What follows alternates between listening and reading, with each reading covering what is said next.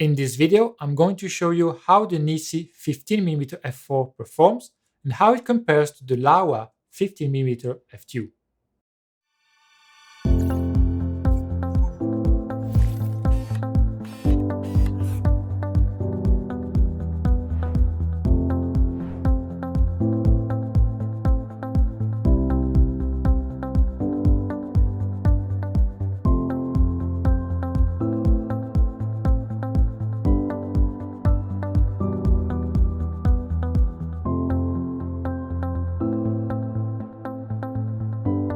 Hello everybody and welcome back to a new video on the Mirror Lessons channel. So you may be familiar with the brand NiSi for the lens filters, but the 50mm f4 is the company's first ever photography lens.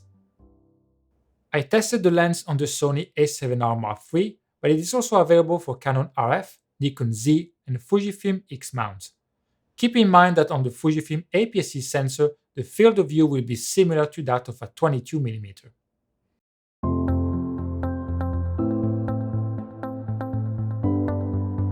So the lens has an all-metal build, that includes the lens hood as well. It is reasonably lightweight, but it is not weather-sealed. I like the size because it's not too big, not too small, and it balances very well on the A7 Mark III or any other A7 camera really. The two rings are mechanical, the focus ring and the aperture ring, and they're very pleasant to use. The focus ring is precise, it is smooth, it has the right amount of friction. The aperture ring is clicking. The clicking noise is very discreet in terms of noise, but it has a good tactile feedback. So overall, these are two very nice mechanical rings to operate. The front of the lens can take 72mm filters. Now NiSi makes filters, so it makes sense that they made the lens compatible with their filters, but of course you can also use other systems if you prefer to. The lens hood is quite small, however the locking mechanism is a bit weak. So when you are mounting the lens from the camera, when you pull it out of your bag, you may find that the hood has rotated a little bit. It never came to the point of it falling on the ground, but I would definitely keep an eye on it.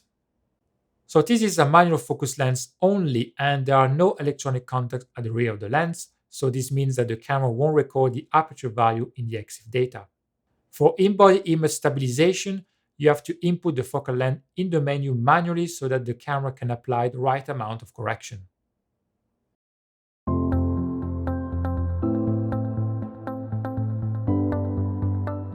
At the center, the NiSi 15mm produces very good sharpness at the facet aperture, and the performance peaks between f5.6 and f8.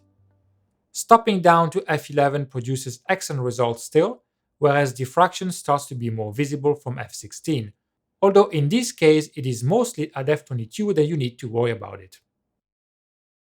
The corners are a bit softer at f4, but greatly improved from 5.6.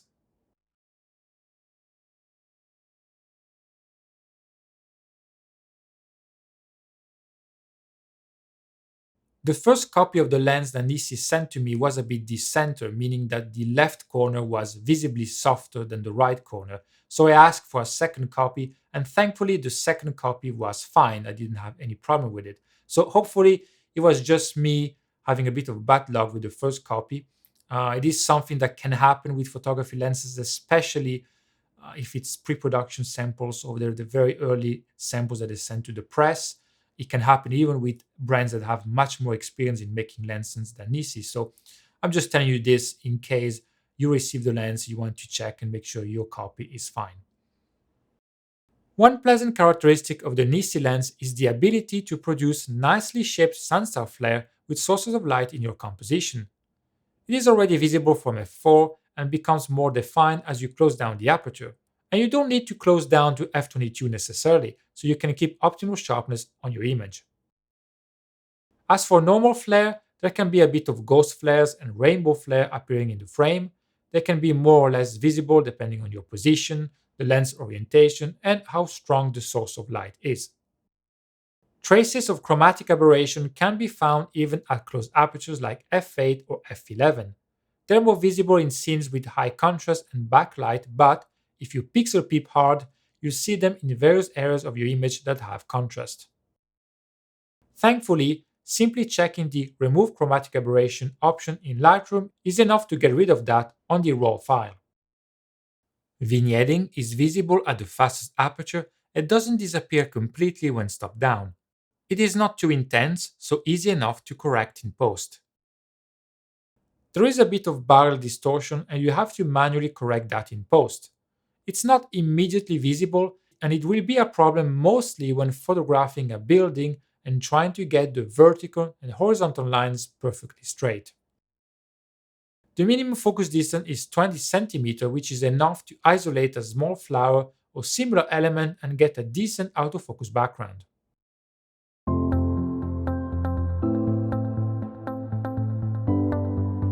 Since I have the Laowa 15mm f2 at home, I couldn't resist in comparing the two lenses and see if there are relevant differences in optical quality, despite the obvious difference when it comes to the fastest aperture.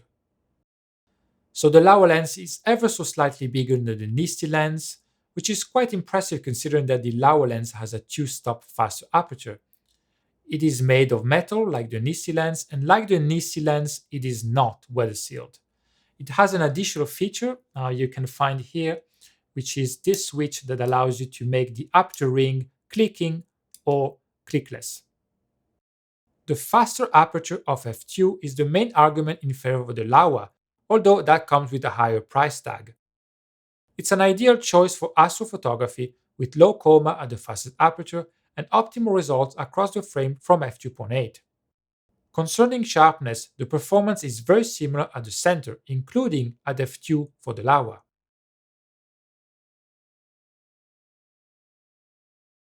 The corners are a bit softer at f2, but by f4 it outperforms the NiSi, albeit by a small margin.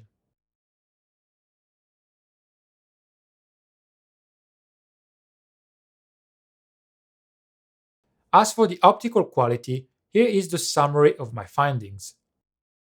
Sunstar flare are more defined on the NiSi lens. Ghost flares can appear on both, but the NiSi can display more evident rainbow flare. Barrel distortion is a bit more severe on the NiSi lens. Chromatic aberration is more invasive on the Laowa lens, especially at the fastest apertures. Vignetting is also more invasive at the fastest apertures on the Laowa, but is reduced when stopped down.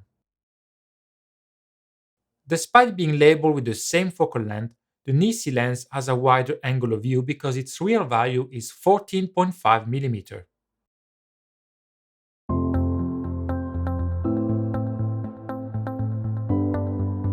If we consider that the 15mm f4 is NiSi's first ever photography lens, I think they did a good job overall. It has very good sharpness across the frame, it has a nice sunstar flare effect, it has a nice build quality, and it comes with a fair price. It is not perfect and you have to deal with a bit of vignetting, chromatic aberration, and distortion that will require some work, but not too much in post-production to correct them. It is fair to mention that the NiSi 15mm f4 is not the only lens of its kind on the market. You can find various 14mm or 15mm lenses. Some will have autofocus, like for example the Samyang 14mm 2.8 AF. Others will have a faster aperture, like for example the Laowa 15mm f2 we just saw. So there is lots of choice for the photographers, which is a good thing. And of course, some of these lenses will also be more expensive.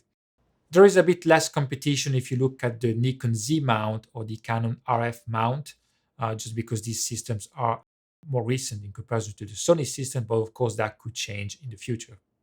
So overall, I think the 15mm 4 is a good start for NiSi, and I'm curious to see which other lenses they will bring on the market in the future. So that's it. As usual, thank you for watching. If you have any questions, don't hesitate to leave a comment.